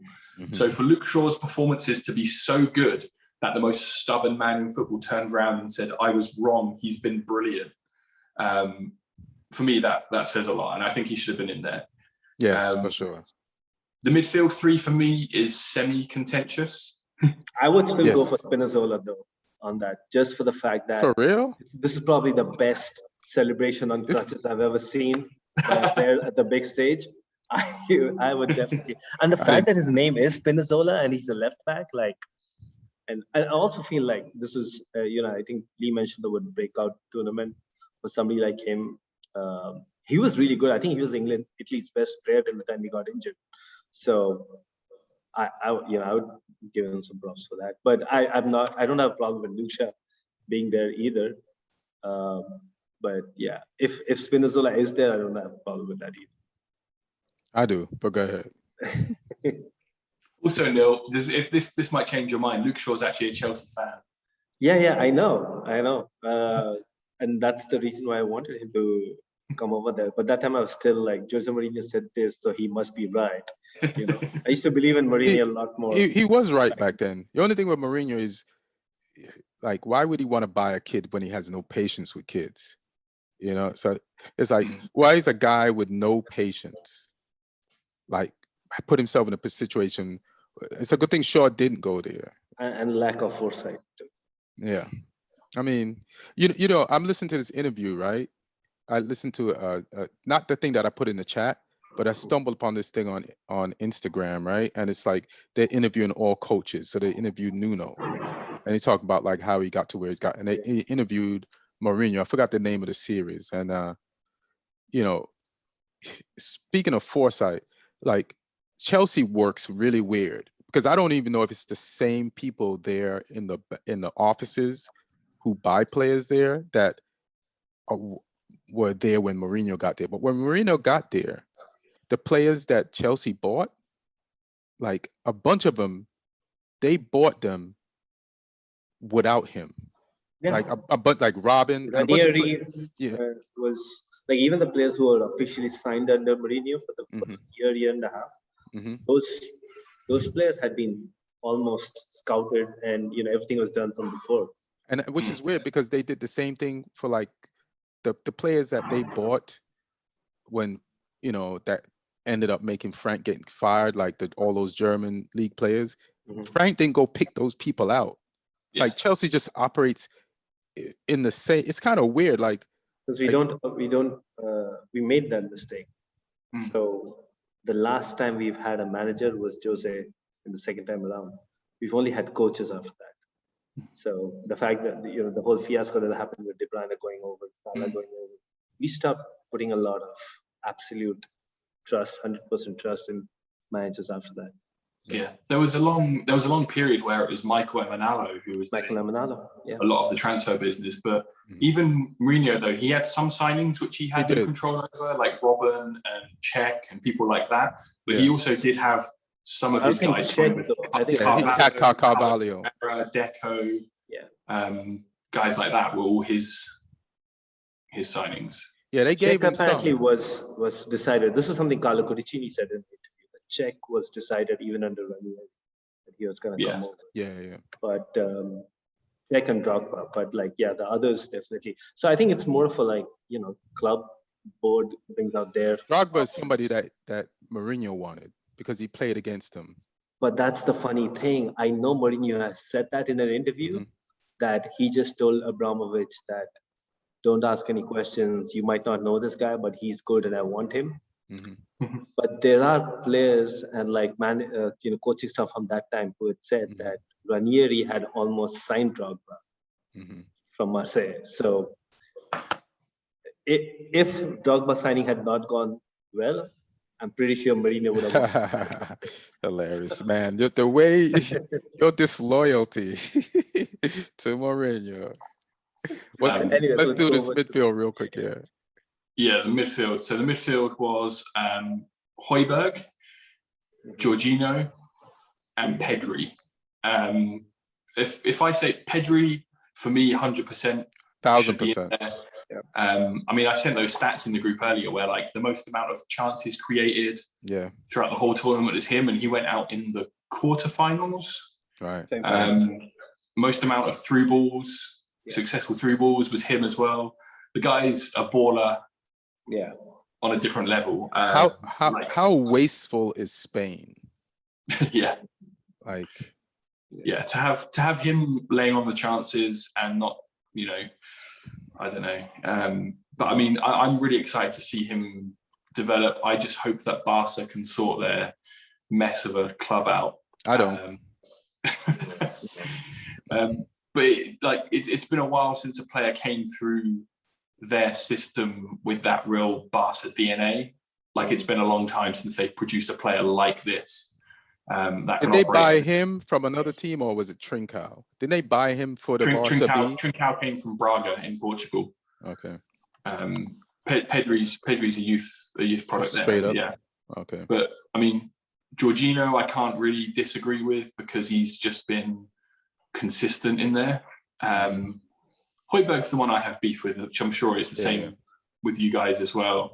For me, you have to replace him with Rice or Phillips. Phillips, for me, exceeded expectations beyond all belief. And some of the stats I've seen on him have just been crazy. The stats of the amount of pressures on the opposition players. Pressures. He had 48 more pressures than anybody else. Yeah, and even in the middle third in the Denmark game, he had like 28 pressures on the ball. Rice only had 7. Like the guy is an absolute monster. Which is he's if he's the monster, then Bielsa created the monster, because he's even said in some interviews like, I wouldn't be sitting here an England player if it wasn't for Bielsa. And I mean, for me, the fact that he was one of like the indisposables for Southgate, I think says a lot as well, that he trusted him in the biggest of games. It could have been easy once it got into the pressure games, that the England versus Germany and the Denmark game as well, and the final. He could have at this point turned around and said, I need Henderson now, because he's got the experience. But the fact that he stuck with Phillips says a lot, and the fact that Phillips didn't let him down as well says a lot too. So for me, I think I really like the way Rice played this tournament. But for me, Phillips, just because of the sheer overachievement on expectations, but also the fact that, I mean, if you didn't know either of them, I would still pick him as the better of the two. I think Rice had the better final, right, but Phillips had a better tournament for me. The assist for Sterling as well in game 1 was big. Right. We needed that, and that was something I didn't know he had in his locker. And just the sheer amount of effort he put in those games was superhuman at times. So yeah, for me, I'd put Phillips ahead of Højbjerg. All right, me too. Plus, I don't like Højbjerg anymore. I never did in the first place. And Højbjerg's, he had a great tournament, but fuck him. I'm conflicted on Højbjerg as well, because he is ex-Southampton, but he's also current Spurs. So then he's you know what Mourinho said: if you play for my crosstown rival, or however he said it. And then I would actually have a shout out for Verratti. I think he had a slow start to the tournament, but I think since when all the big games came in, he and Jorginho, that partnership worked really well. Yeah. And the fact that I actually feel Italy's midfield was their biggest strength that drove them through this win. So I wouldn't mind having both of them in the team of the. Yeah, he was injured at the start, wasn't he, Verratti? Which is why he was the first couple of games. Yeah. So Neil, can I ask you something? Yeah. Because I know what's coming. And you know what? Say the player it's coming about. No, I thought you were going to question me. What's my stance on Jorginho? No? Yes, that's exactly. because I've tried to tell you, the Chelsea base, or you and a bunch of people have been like dissatisfied with him, right? And you didn't even mind the idea of him being sold. And I was like there's games in the season that said, no, man, he's tackling, he's doing. And in this tournament, his stats of like tackling and shit, like the same things you guys accuse him of not doing. And I've said he has done. If he gets to it's just that when you're playing in the Premier League over a 38 game, and he's, by the way, to give credit to Jorginho where it's due, he's actually really good at tournament play, because you have a very specific, especially when he plays for Chelsea, most year in the Europa League or the Champions League, you're playing a lot of these continental teams, and that style kind of suits him. But when you're playing a 38-game league season, and you have to play against teams which are just packing these defenses and this, their midfields with these strong players and these quick players. Jorginho, sometimes he is like, he's not a natural holding DM, even though he plays in that position.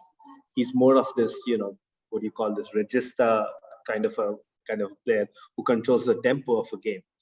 So I think it's good to have like as an option for certain specific opponents. But if you look at his Chelsea career, you can look at it in two different ways. You can look at it the fact that he's won a Europa League, he's won a Champions League, and he's been pivotal in both of those.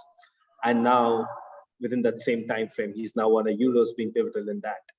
But you can also look at it in the fact that in the 3 seasons that he's been at Chelsea literally has been a team that's pretty much been holding on for dear life and got to top 4 on the last day of the season. But that's not all his fault. It's not all his fault, but I'm saying Chelsea as a team hasn't gone on to the next level, which is where I feel we need to get to. And you had Kepa in goal.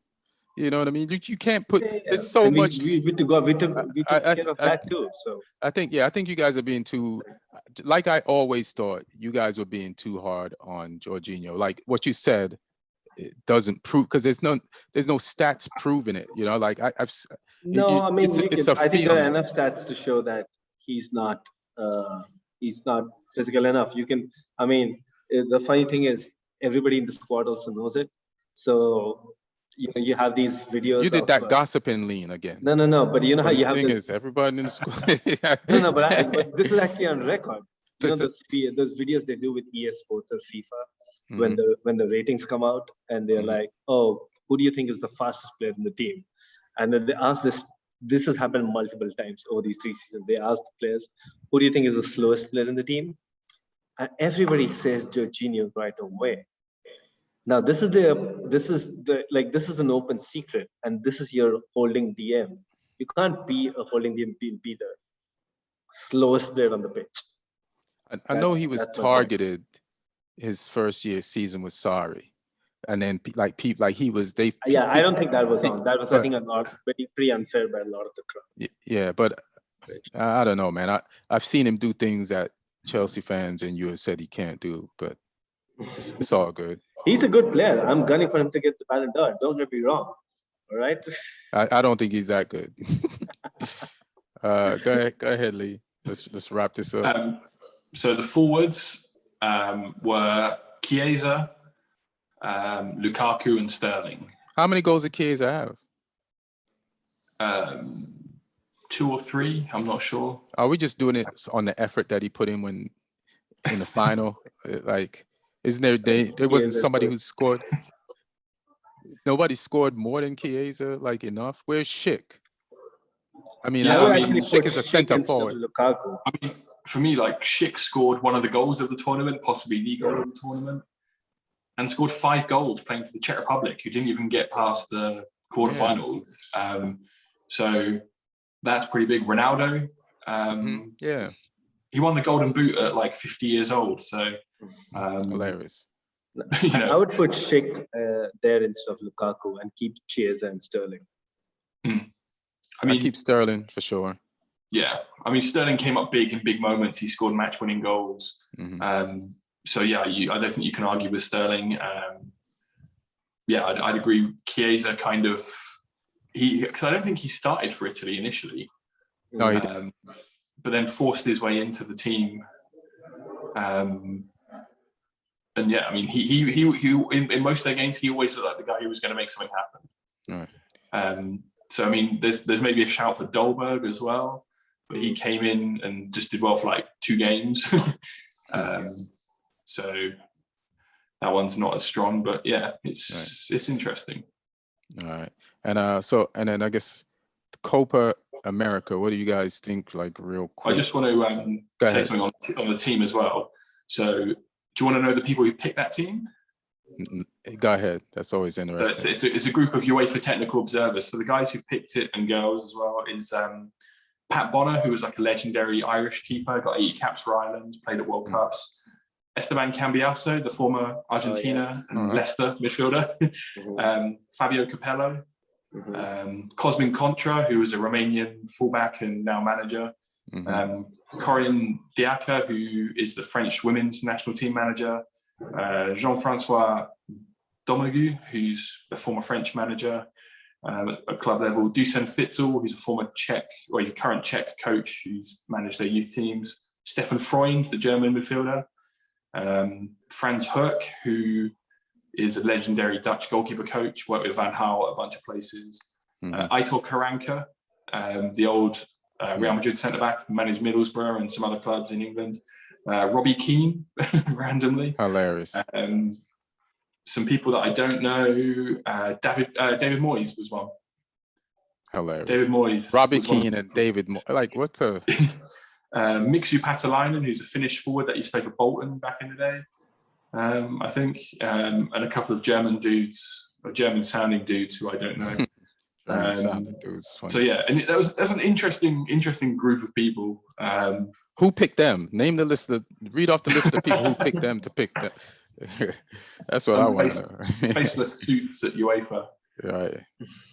How do you guys feel about Messi beating Brazil, the favorites, at the Maracana to win his first trophy for his country? And you sent some stats over that blew my fucking mind. Like for the Europa League, everybody has dominated in one stat.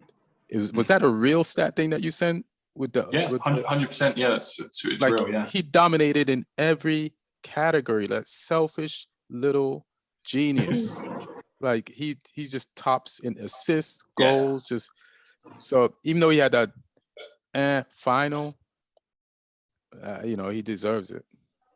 Yeah, he ran the show. I watched a few of the games, and I mean, he took some punishment in those games as well. Like I watched them play Uruguay, and Uruguay were just like, I mean, Messi took about 100 free kicks because every time he got the ball, he was kicked. Like they were trying to kick him off the pitch, Uruguay. South American football can get a bit like that as well. They know who the danger man is, and they just try and kick him. Like Argentina tried to take out Neymar a little bit in the final as well. Yeah. Otamendi was trying his best. But I gotta get. I mean, go ahead. I was just saying, just it was nice seeing Messi get that international trophy because it's that stick that a lot of people like to beat him with, and he's achieved that now. So it's kind of like for me, the next World Cup, I think him and Ronaldo will both make it as long as the teams they play for do. And I think it's like the final showdown for me. For me, it feels like a bit like the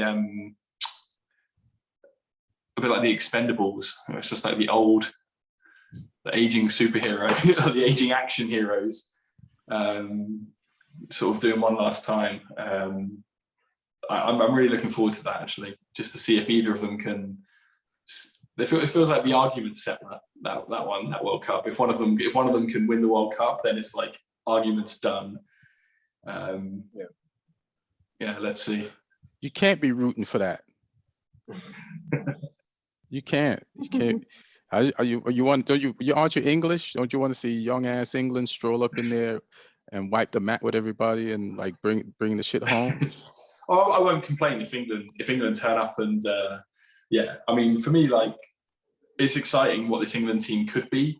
Mm-hmm. I just feel like, I'd like to see Southgate do what he said in that interview and turn us into a team that dictates the games. Right. Especially considering, like, I mean, our oldest players are the two right backs, Walker and Trippier, are both. Right. They're like the two oldest, and they'll still be good for the next World Cup, but also they might not even keep their places if Reece James and Trent both kick on. Like, I mean, I hope Southgate doesn't try and take them all like he did to this one. Wan-Bissaka. Nah, I mean, if we want to dictate games, we need a fullback that can actually attack as well. Or a fullback who defends so well, you can use one less holding midfielder. Or if we have a right winger who doesn't want to do any defending, then we could play him there. I would like to see. That's why, man, you got Sancho. Yeah, I'd like to see like Reece James and Trent be pushed more for those spots coming up. But I mean, I guess we'll see over the next year and a half what happens. What do you think about the Copa America? I love the UFC street fighting North American Championship. And the thing with Messi winning was like the moment Argentina won and the cameras were all on Messi, I don't think Neymar was loving it because like he kept crying till like everybody left the pitch, and so the cameras kind of had to be on him too. But obviously a great moment for Messi, even though he had a great tournament. I don't think he had a great final. Right. But just to get, as Lee said, get that monkey off your back, get that international trophy in your bucket. Because it's not just about this international trophy. I don't think if Messi looks back and assesses his prime years, he's gonna be pretty happy over what he's done, like with the level of talent that he has and the teams that he's been playing for. So he hadn't won something with Argentina before this. He also has won only one Champions League in the last 10 years, and these were the 10 years of his prime.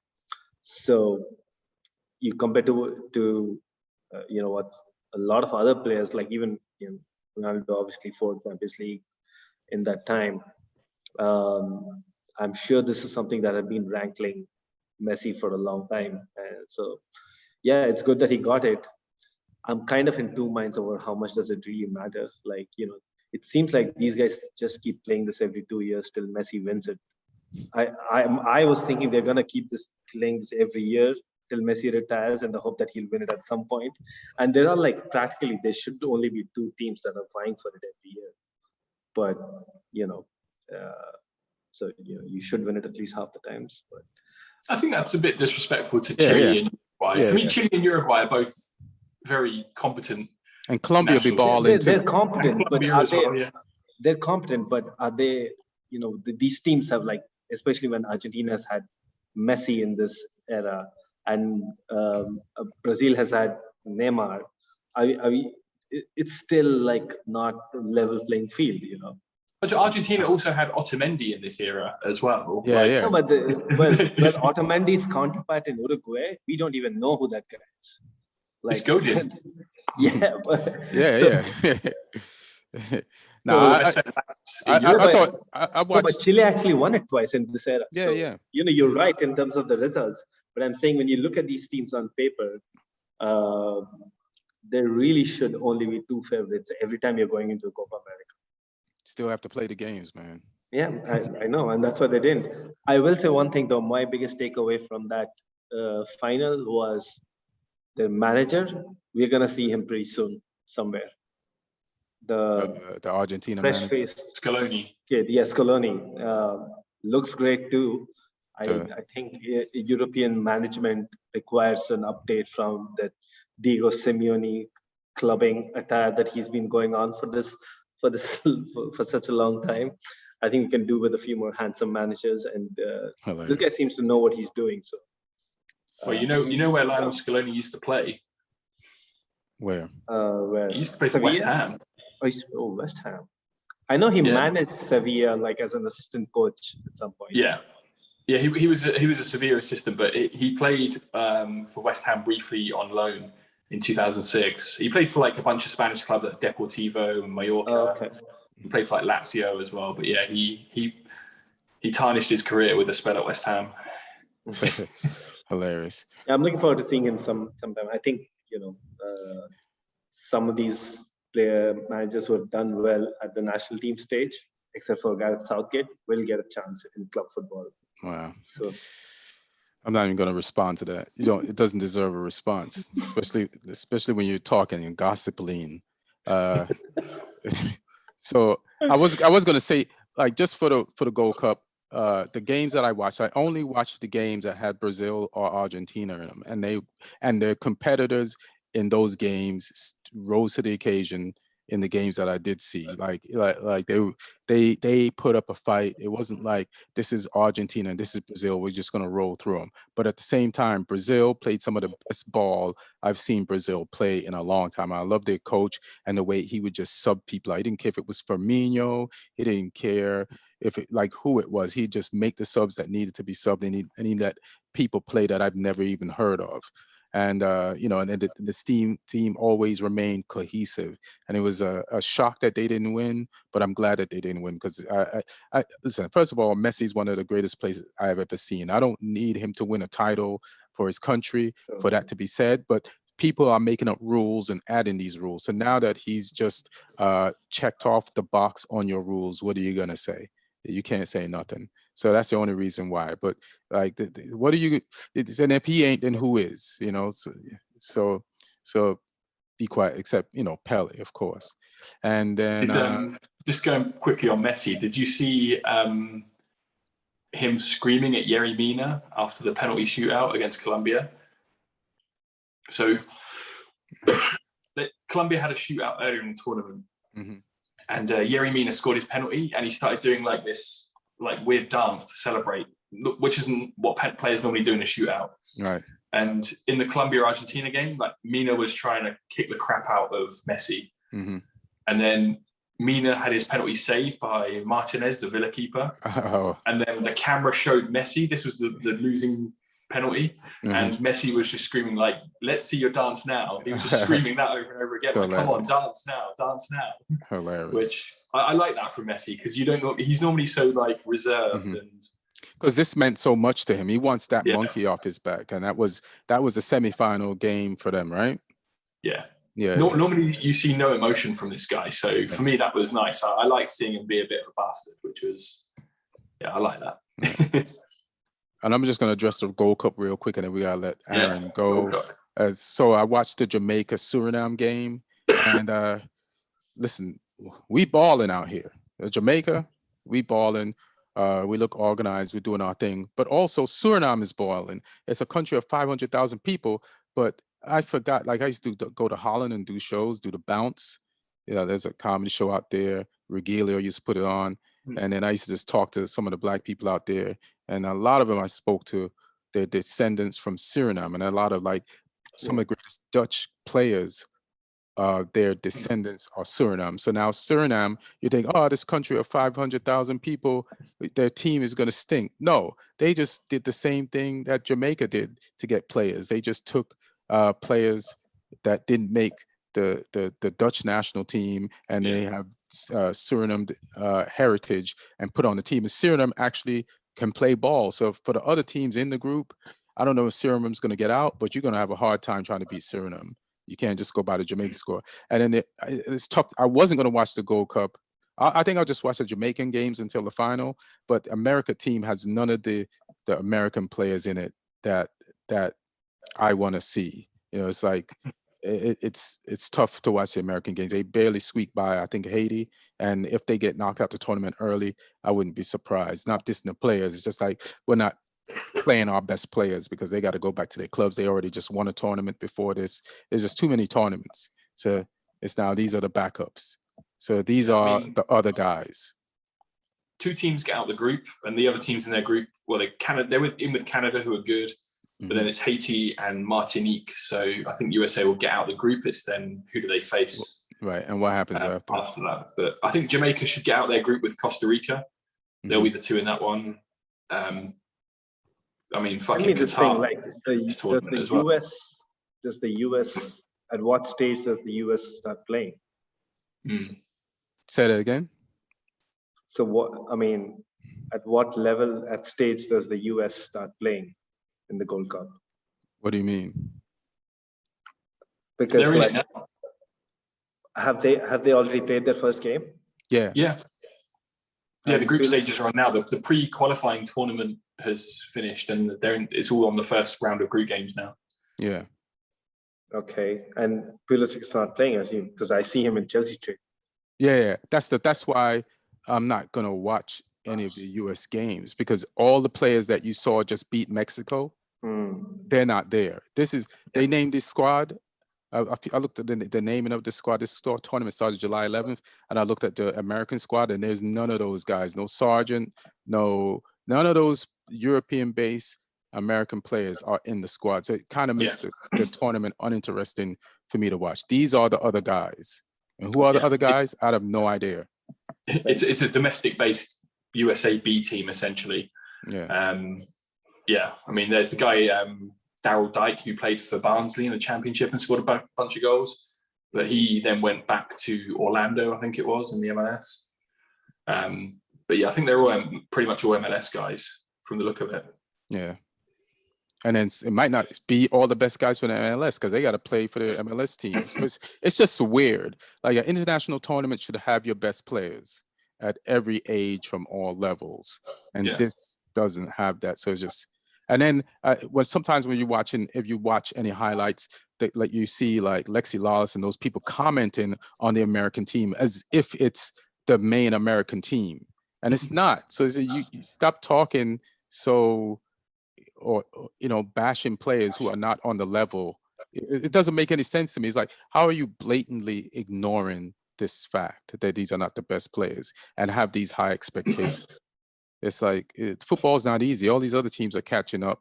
It's like, so I guess they're just trying to sell football on TV. But if you know football a little bit, it's like, Yeah. It's kind of like the US Olympic basketball team before they're allowed to put the pros in. Right. Well, It's like those teams used to win though. Yeah. Well, Yeah. they could. Well, this But I see team what could you're still saying. win. Yeah, it's like they're not. It's like they're allowed the amateurs only. Yeah. But, they need the dream team. Yeah. It ain't the dream team, I'll tell you that. All right, guys. Thanks, Neil, for your, definitely not a Mourinho fan after he went there twice and won you titles both times. Jesus. He was horrible the second time around. Jesus Christ. Man. Screwed us up. Like, we should have dominated Europe and UK, England for at least a decade. You did anyway. No, we didn't. You There's did. there's a reason why Salah He is left, playing at Liverpool. then Conte came, and then now... There's a reason Salah is playing at Liverpool. De Bruyne is playing at City, and Lukaku is playing for Inter. Meanwhile, Oscar is playing in China. The guy who back. I could name you so many ex-Man U players that play somewhere else for like huge ass teams. Everybody Ferguson made those mistakes. Yeah, everybody does, Ferguson didn't destroy the club when he was there. Like you said, like you have those people who buy the players. Ferguson waited till after he left for the destruction by giving the keys over to David Moyes. I mean, you have some mercy on your guy, bro. That's all I'm saying. Lee, thanks for having you. Thanks for putting it in. You guys, I feel like we should take like a 3-week break. Hey, then who's gonna talk about Arsenal losing to some Irish team earlier today? Hibberts. Hibernian. I don't know how it's yeah. Hibernian or Hibernian. Yeah. I mean, they should get blasted, but their fans are already doing that. So yeah, they're already getting roasted on social media about that. Yeah. It was Hibs from the SPL. They're Scottish. Yeah. They're a top. They're a top division side, and they're one of the better top division sides out. They're like in the next group outside of Rangers and Celtic, but Arsenal still shouldn't be. Exactly. Yeah. But Arsenal can't win that game without Saka. You know what I'm saying? That's how magic he is. What they do? Lose on penalties? I'm just looking at the Arsenal team now. So they had a young goalkeeper. Really decent team. But they had Cedric, Kolasinac, Mari, El Neni, Maitland-Niles, Aubameyang, Nketiah, Nelson, and Willian. Well, that explains. And they had Lacazette and Pepe on the bench, and Bellerin. Pepe missed a penalty. Yeah, that was a good team. It sounds like you're just naming all their problems from last year, as opposed to solutions. Pepe missed a penalty. Seems to be Arsenal specialty. Oh, damn. Yeah. They were 2-0 down. Smith Rowe scored in the 82nd minute. Consolation goal. That's why Villa's trying 4 times in a row to buy him in the same transfer window. I mean, I like Villa, and I think they've put together a really good team this year, but it tells you as an Arsenal fan where you're at when Villa are trying to take your players. Right. Yeah. I think Arteta has said that Smith Rowe is not for sale. Yeah. Today. I mean, we'll see. Arsenal was trying to get Buendia, and they didn't get him. I don't know why they need another attacking player. Arsenal needs to just chill and focus on what they need. But guys, we got to bounce. Thank you, Aaron Brungardt. Thank you, everybody, for watching and listening. The Euros was dope. Copa America was dope. Keep enjoying football. And let's fuck it. Let's take let's take a mid-season to 3-week break and then see what's up. Like some Tuesdays without podcasts. And come back. And it's going to be really disrespectful to the Gold Cup, but if the real players ain't showing up, why should we? All right, y'all. One. All right.